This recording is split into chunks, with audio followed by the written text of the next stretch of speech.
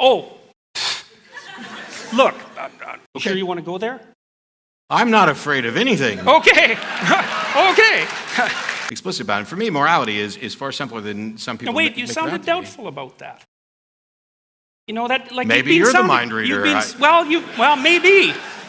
Because you've already suggested that despite me sitting here and having belief is this state of being convinced that a proposition is true or likely true. It's everything that I try to do, I tend to view in the form of propositional reasoning. So when we talk about the narrative. Yeah, that's a problem, by the way. Okay. Yeah, well, you can't reduce the world to a set of propositions. Why not? Oh, look. Show me something that is true in the world that is not a proposition. That Like you an cannot explicit, put in statable proposition? something that is demonstrably true that I could not put in a proposition. Oh, that's easy. Okay. Sure you want to go there? I'm not afraid of anything. Okay, okay. If I'm wrong, I want to know I'm wrong. But Yeah. I'm trying to, for years I had this thing going where people would say, oh, and this is kind of what we're getting at from a different angle. I would say they would be afraid of what we would lose if we lost religion. And I basically said, demonstrate to me any benefit. Oh, you'd lose art and poetry and drama and narrative and story. Are there no godless artists and poets?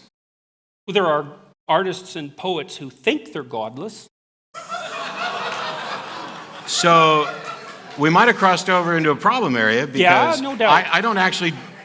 I can't draw for crap, although I do draw during the show. But one of the individuals who came to the show the other night handed me something that she had spent a great deal of time drawing. She's a wonderful artist. I'm very grateful to get it. And, while I pretend to read minds on stage, I constantly acknowledge that I can't actually read minds. So I can't tell you whether or not she actually believes in a God, but I can tell you that I actually don't believe in a God, and I could write But you act poetry. like you do. Huh? But you act like you do. That's why you didn't want to throw poor Sam off the stage. No, now you're making a claim. Okay, so I'm telling you I don't believe there's a God, and your response to that is, I really do, because I have a moral sense. But my moral sense is utterly without any appeal to a God. Explicitly. Or implicitly. Maybe. That's not so obvious. Okay, it's really because it's you regard Sam Harris as an implicitly valuable entity. Because otherwise you'd just throw him off the stage. And then the question is, well, just exactly why is he an implicitly valuable entity? What's your metaphysics of that? I don't think he's implicitly valuable in the sense,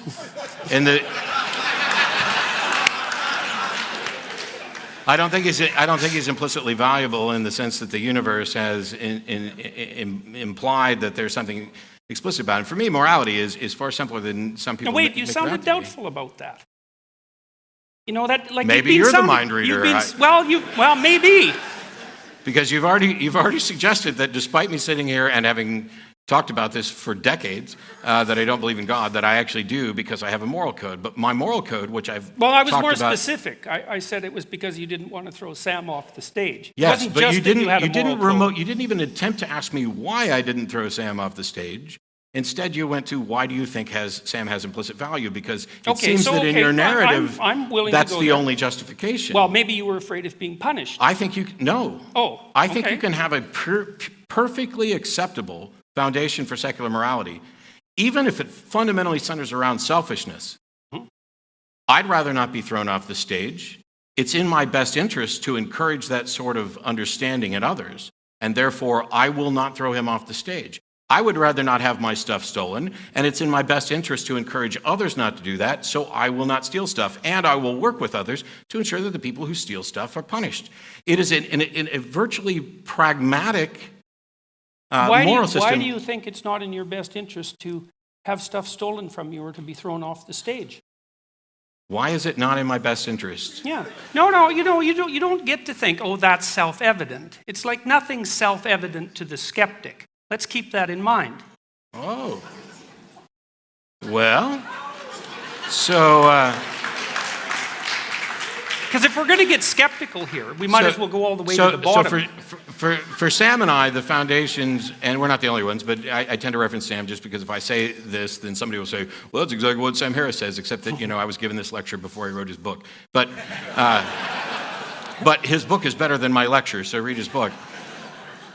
When I talk about this, I'm talking about well-being is the language that Sam uses. Oh, sad. I don't care whether or not somebody else considers that morality. I would think at a minimum, would you and I agree that... That whole well-being thing, man, as a basis for a metaphysics, that's just a non-starter. We're not basing metaphysics on it. Sam is. No, he's not. Yes, he is, because he's out to maximize well-being. You can take it up with Sam. Well, okay, sorry. Do you think I'm wrong about that claim? That's what I understood from I don't think reading Sam's saying anything metaphysical about it. So here's the thing. We are physical beings. Well, it's his fundamental claim. So it's sort of at the basis of his ethic. And so he says, well, we should work to maximize people's well-being, or at least to... He does a bit more than that, because he says we should minimize their suffering. He's not maximize, minimize in this sense of simple consequentialism. Let me do this. Okay. We're physical beings in a physical universe, and the laws that dictate how things work in the universe, they are the ultimate arbiters of what is or isn't in our best interest, whether we know it or not. So, for example, so far as I can tell... Then why do you need free will? I don't think Why do you need believe free in will. it then? Why do you attribute agency to things if the laws of the universe can get to that one point? Well, but there was a contradiction that was confusing me. Free will isn't relevant to this. It is if the laws of the universe are what are dictating what's good for us. No, because if you chop off my head, that is clearly not good for me.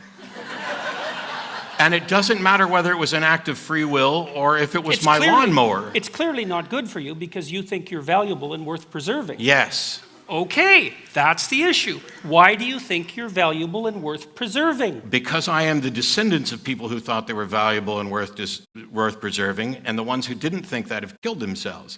But this is not a statement about... This is not a statement about intrinsic value. I don't know. Yes, I think it is. Okay, but I think it is. Okay. The reason that we talk about this in terms of well-being is because irrespective of whether or not I care about well-being, there are facts about well-being. Sure, let's hear them, man. Line those suckers up. If you chop off my head, it's in contradiction to my well-being. I mean, but the point... No, I wasn't willing to grant that, actually. Okay. I'm saying that's a metaphysical presupposition. You're just saying I have to accept that. No, I'm not telling you at all what to accept. Sure you are. You're saying that your death would be wrong. I'm trying to explain what my position is. Okay, but you said that wouldn't be in accordance with your well-being.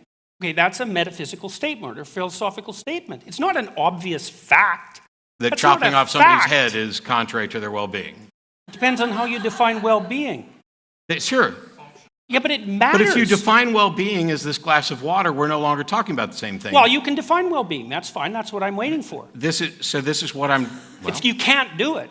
You can't define well-being. It's then why should I difficult. try? I certainly can't do it if you keep telling me I can't do it. Okay, sorry. Okay, I'll back off. Go ahead. I'm all ears. So, the primary objection to mine and Sam's position that keeps coming back is, why should anybody care about well-being? And we both will acknowledge that this is, in fact, a subjective preference. There are people who are going to care about well-being, there are people who aren't. The second objection is that well-being is not clearly defined. Both of us have acknowledged this. It's not as if we're saying we have all the answers to how to go about living a better life. We're just saying that however we're going to define well-being, which is, I say you can start with a couple of foundations. You could start with death is preferable to life, but you don't get very far that way. And Stop suffering. Well, no, I'm saying you could start with death is preferable to life, but you don't get very far that way because those you do. You stop suffering. You just die. Yes. Right, so you can start with that presupposition. Except that when you're dead, you're not being, so there's no well-being. No, well, that's...